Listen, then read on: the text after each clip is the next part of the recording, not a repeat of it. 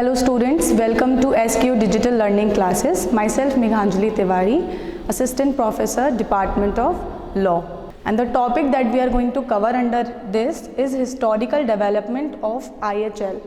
IHL International Humanitarian Law का short form ही है. इस टॉपिक को मैंने कुछ सिनॉप्सिस में डिवाइड किया है, जिसमें सबसे पहले हम IHL का इंट्रोडक्शन आपको समझाएंगे. क्या है IHL, मीनिंग क्या है, क्यों हम यूज़ करते हैं, कब IHL को यूज़ करते हैं. थर्ड, द लीगल मैक्सिम्स जो हमें IHL पढ़ते हुए ध्यान रखनी है, और कौन सी दो ऐसी लीगल मैक्सिम्स है जिस पे पूरा IHL डिपेंड करता है. थर्ड, द हिस्टोरिकल डेवलपमेंट, कहाँ से IHL की शुरुआत हुई. Then formation of Geneva convention and ICRC. Formation होने के बाद कब जेनेवा कन्वेंशन आया और ICRC आया. ICRC क्या होता है, it's international committee for red cross, उसका ये शॉर्ट फॉर्म है. And then we will conclude the lecture and what we have learned from the lecture. Okay, so introduction is branch of international law. That means IHL is a branch of international law. आपने international law पढ़ा होगा, जिसका मतलब होता है कि दो countries के बीच में कोई रिलेशन.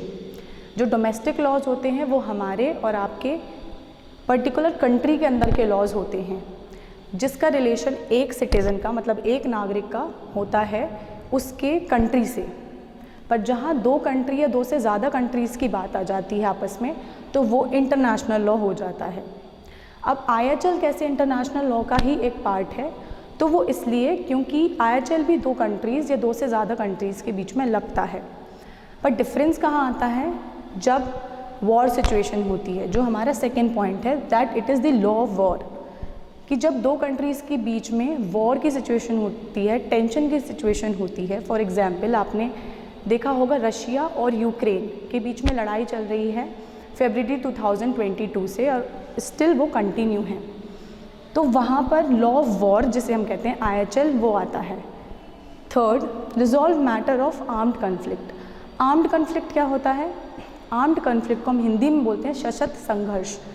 मतलब कोई दो देश आपस में अपने आर्मीज़ के साथ जंग पर हैं या युद्ध में हैं, तो उसे हम आर्म्ड कन्फ्लिक्ट बोलते हैं. तो IHL क्या करता है, आर्म्ड कन्फ्लिक्ट से होने वाले जो मैटर्स हैं, क्या मैटर्स होंगे आर्म्ड कन्फ्लिक्ट में, जैसे सिविलियंस की बहुत बड़े लेवल पे मौत होना, इंजरी होना, या बहुत सारी मेडिकल फैसिलिटीज़ का डिस्ट्रॉय हो जाना, उसे हम बोलते हैं वो मैटर्स जो आर्म्ड कन्फ्लिक्ट के द्वारा अराइज होते हैं. तो उन्हें कौन सॉल्व करता है, उन्हें IHL जो है वो सॉल्व करता है. Third, what is HR and IHL. HR आपका ह्यूमन राइट्स होता है, और IHL जो होता है वो इंटरनेशनल ह्यूमैनिटेरियन लॉ है, जिसे अंतर्राष्ट्रीय मानवीय विधि भी बोलते हैं. तो ह्यूमन राइट्स, IHL का सेम ग्राउंड क्या है कि वो दोनों ही लोगों को प्रोटेक्ट करने के लिए, उनके राइट्स को प्रोटेक्ट करने के लिए अप्लाई किए जाते हैं.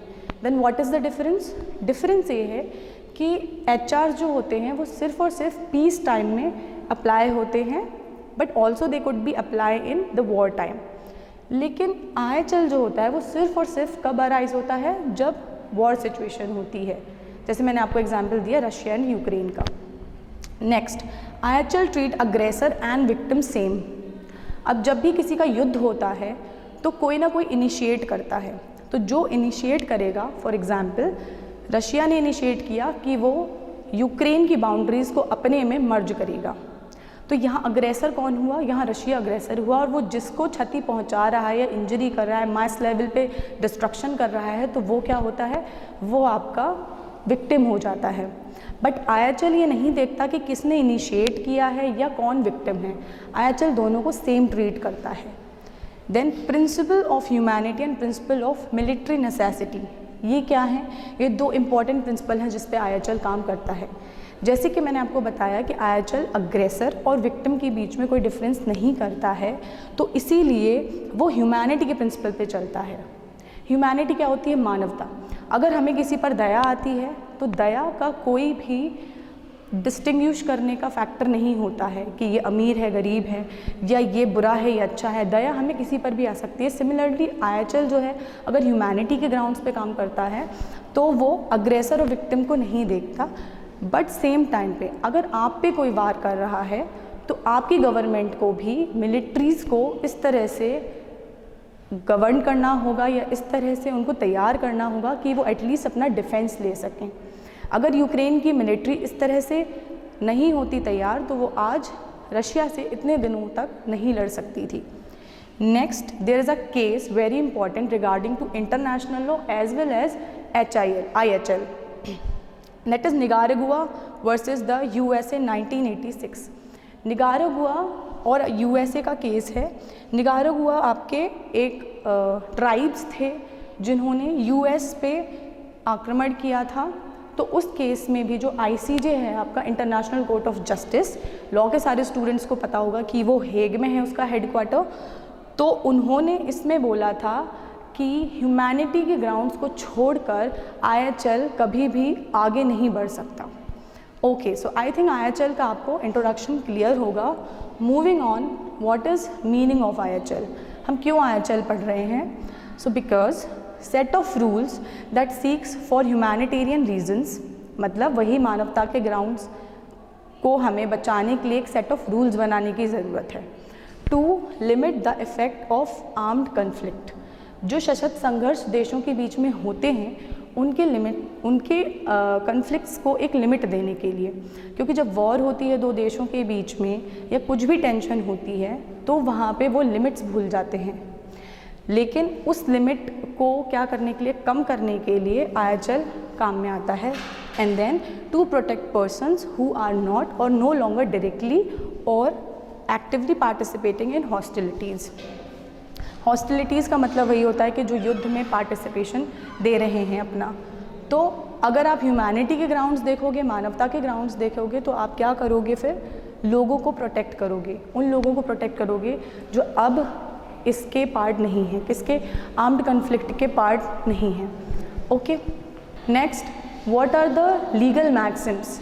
अब मैक्सिम्स क्या होते हैं? मैक्सिम्स, जिसमें हिंदी में हम मुहावरे कहते हैं और इंग्लिश में हम उन्हें फ्रेजेस कहते हैं, उसी तरह से लॉ की लैंग्वेज में हम उसे क्या बोलते हैं? मैक्सिम्स बोलते हैं। तो लीगल दो मैक्सिम्स हैं जो यहाँ इंपॉर्टेंट हैं IHL में। फर्स्ट इज़ एक्स इंजूरिया नॉन ऑरिटस जस एंड सेकेंड इज़ जस इन बेलो। इनका क्या मतलब होता है? ये हिंदी के वर्ड्स भी नहीं लगते और इंग्लिश के वर्ड्स भी नहीं लगते। क्यों? क्योंकि ये लैटिन फ्रेजेस होते हैं। तो इसका मतलब होता है illegal act can not create law. आप कितना भी इल्लीगल किसी के साथ करते जाओ और आप सोचो बिकॉज ये टाइम बीइंग हो चुका है तो हमें इसका लॉजिकल और लीगल एस्पेक्ट मिल जाएगा, तो ऐसा नहीं होता है। इल्लीगल एक्ट कभी भी लॉ नहीं बना सकता। जैसे रशिया यूक्रेन को अपनी बाउंड्री में मिक्स करना चाहता है तो वो कैसे कर रहा है? अग्रेसिवली कर रहा है और आर्म्ड कन्फ्लिक्ट का यूज़ करते हुए कर रहा है। उनके बीच में कोई इंटरनेशनल ट्रीटी नहीं है इस चीज़ को लेकर या इंटरनेशनल अग्रीमेंट नहीं है इस चीज़ को लेकर। तो वहाँ क्या होगा? रशिया हमेशा रॉन्ग रहेगा, चाहे वो कितना लंबा भी सशस्त्र संघर्ष या आर्म्ड कन्फ्लिक्ट कर ले यूक्रेन के साथ। एंड नेक्स्ट इज जस इन बेलो। जस इन बेलो का मतलब होता है law governs the way in which the warfare is conducted, कि वॉरफेयर किस तरह से होनी चाहिए। लड़ाई के भी कुछ नियम होते हैं, तो वो कैसे होने चाहिए वो हमेशा लॉ ही गवर्न करेगा और लॉ गवर्न करता है, इसीलिए IHL हमने बनाया है। ओके, क्योंकि अगर लॉ गवर्न नहीं करेगा तो लड़ाई का कोई एंड नहीं होता, लड़ाई की कोई लिमिट नहीं होती है। जैसे कि आपने देखा होगा कि महाभारत के टाइम पर भी लड़ाई के कुछ नियम थे। अगर शंख बज जाएगा शाम को तो उसके बाद कोई युद्ध नहीं रहेगा। सुबह जब शंख दोबारा बजेगा तब से युद्ध प्रारंभ होगा। तो ये सेट ऑफ रूल्स थे।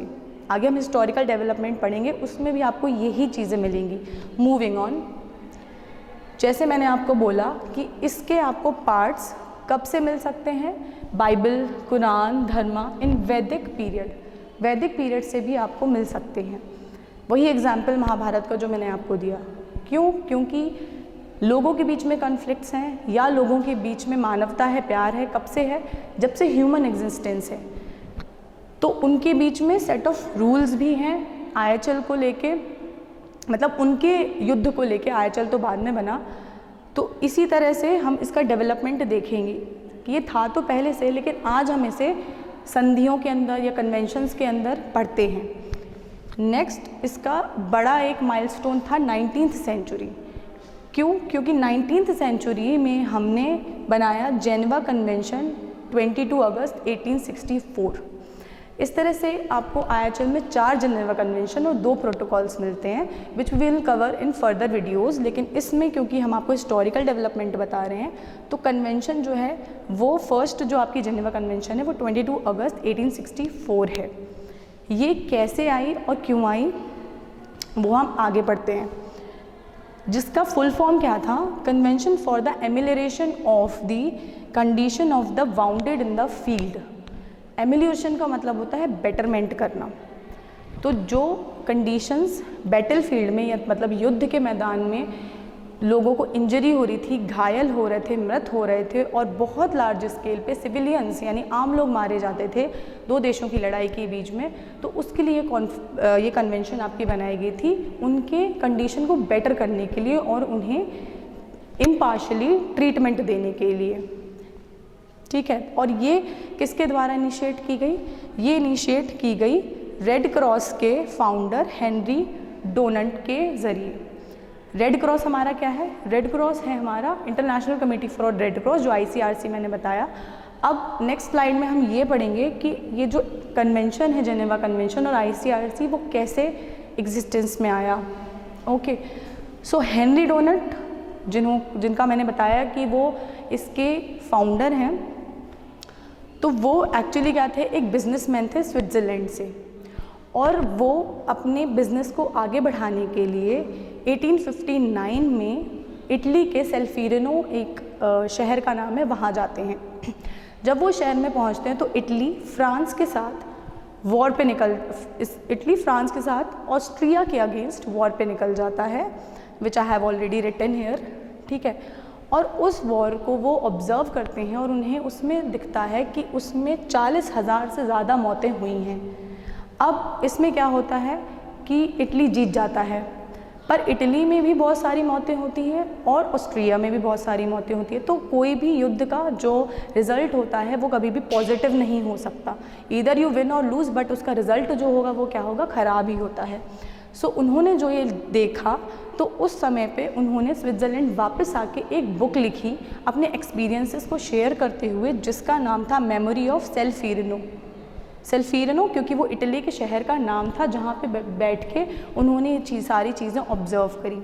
सिर्फ ऑब्ज़र्व नहीं करी, उन्होंने साथ ही साथ जाके बैटल फील्ड्स में लोगों की मदद भी करी और बहुत लोगों से बोला कि आप भी आगे आइए और मदद करिए।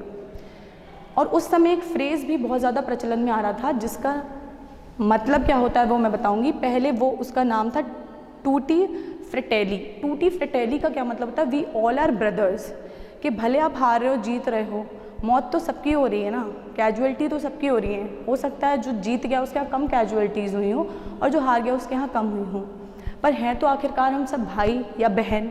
ठीक है तो मतलब हम मानवता के ही एक प्रिंसिपल से जुड़े हुए। तो उसको देखते हुए ना सिर्फ उन्होंने अपने एक्सपीरियंस शेयर करे, उन्होंने इस चीज़ को कैसे ख़त्म करना है उसके 2 सॉल्यूशंस भी बताए। जो पहला सॉल्यूशन था वो था voluntarily relief society, second international agreement. अब ये क्या था? वॉलंटरली रिलीफ सोसाइटी होती है कि मतलब 2 देशों के बीच में जब लड़ाई हो रही है तो एक इम्पार्शियल बॉडी होगी, मतलब जो दोनों को ही फेवर नहीं करती है, पर वो सिर्फ और सिर्फ लोगों की घायल होने पर, उनके मृत होने पर या फिर आम जनजीवन उजड़ जाने पर उनकी सहायता करेगी। Second is international agreement.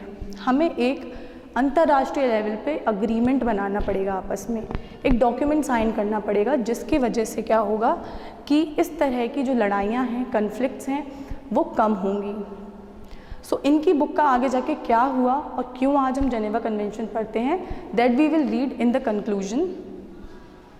So here जब इनकी book a memory of Solferino बहुत ज़्यादा चलने लगी और अच्छा रिस्पॉन्स मिलने लगा, तो यूरोप के बहुत सारे जो आपके मिलिट्री लीडर्स थे, फाइनेंशियल लीडर्स थे, पॉलिटिकल लीडर्स थे, उनके पास ये बुक पहुंची और उनको ये रियलाइज़ हुआ 1863 में कि इनकी बुक के अकॉर्डिंग हमें भी 2 ऐसे